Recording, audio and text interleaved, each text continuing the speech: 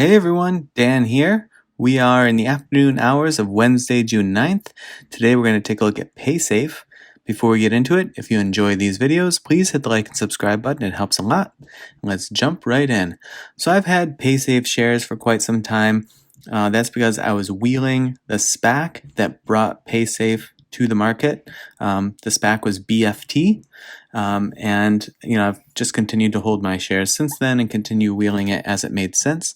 We're going to start off on the longer term chart just to get sort of like the broader context of where we are in the stock's kind of life cycle, and then we'll zoom in to the 5-day chart to see what might be happening in the more near term if you're looking to potentially day trade this or do shorter term swing trades and take advantage of any sort of shorter term volatility that you might see. And interestingly enough, even you can see this on this longer term chart, for it being such a small stock relatively speaking, and something that doesn't get a ton of fanfare, like there's not a lot of news stories coming in about it or anything like that. It has a lot of solid volatility. Like that's a big run up and then a big push back down, and another decent run up and then a big push down and then a pretty big run up and then a big push down. So you see this over and over again with Paysafe. And so it does offer some really interesting trading opportunities if you like to trade off of frequent volatility.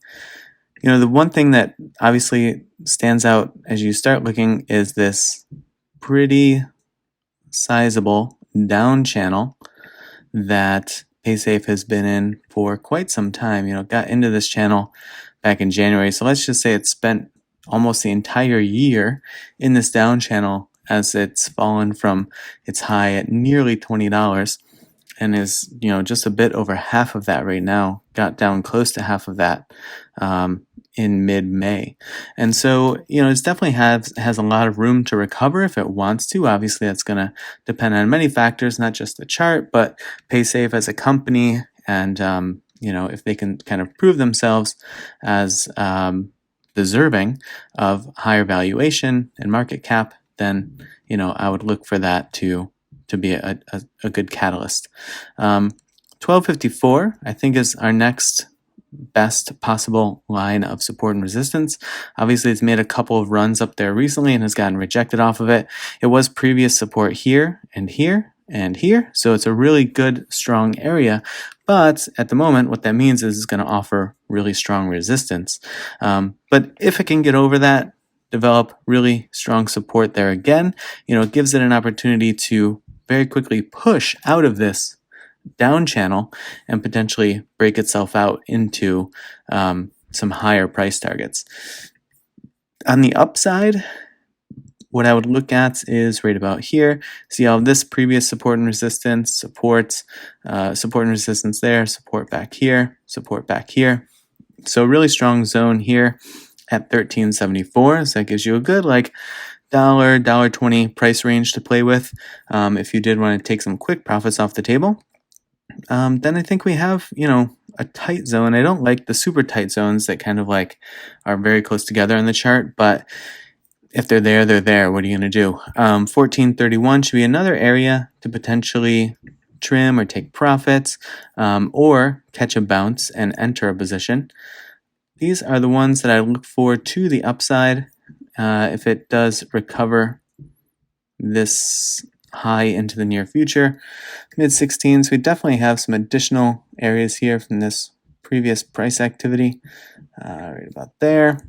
The very tight zone right there. So these are just going to kind of bunch up and get very tight now because we get into this sort of mess. Anything that's left above their 1755 price zone that's just kind of messy. So that's what I look for to the upside. If you want to look to the downside, obviously that bottom of the channel should provide some support should it be needed. I would look for support here, this 1171. So that might be sort of hey, caution, it should really hold here. If it doesn't, the next best opportunity for it to get caught is the low 11s, which if you wanted to, you could certainly treat that as a stop loss, but up to you, of course. Another way to look at these upper zones, if you wanted to consider getting in to Paysafe, were it to show more price strength, is say you're like, okay, if this gets like into the low teens, then I'll start to consider it. Because maybe it's sort of like proving itself there, it's getting some fanfare, it's getting some institutional interest, whatever it may be. So if you see a big run up here, maybe it sort of like tries to approach that 15 zone and gets rejected off of it. Maybe as it comes down toward this 1431, you want to say, okay, clearly has some momentum, has some bullish momentum, and it's just taking a little bit of a breath. It's kind of showing a little bit of a pullback, but it's pulling back into this very strong zone of support. So I'm going to use that zone of support at 1431 as a good dip buy zone, assuming that it's going to bounce at that zone. Remember, that's just a hypothesis, that's just a theory. It may not. There might be something catastrophic that happens to the entire market. There might be some crazy situation that has negative impact on the share price of Paysafe as a company. You don't know what's going to drive it through that floor, sort of like black swan type event, but sort of devoid of that happening, you would expect that given previous price activity, there's going to be a lot of buying pressure there. So you could start to average yourself into a position, and then, assuming it does bounce, makes another run at this 15-13 zone, maybe it breaks it and then has support there, and then you're on your way to a clearly profitable position. The nice thing about taking something in this sort of area is you then have another very clear support bounce zone just 60 cents below that. And so it gives you a couple of areas to look for bounce, and if it doesn't bounce off that 1374, then maybe you have a very tight stop loss, like 1350 or something. So you didn't risk too much to get in and get out. For the indicators, just to get sort of, like I said, sort of throw our finger up into the wind and get a sense of which way the wind is blowing. Mid-range on the RSI, so it definitely could be an opportunity for more buying pressure to come in, push the price up and out of that down channel.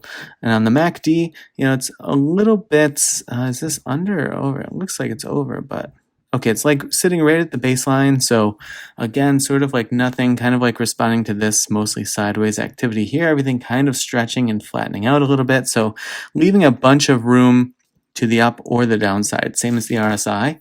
So it's just sort of like waiting to choose its next move. So, whatever that next move is, it does have the opportunity to stretch and go pretty deep into that, whether it's a bullish or a bearish run.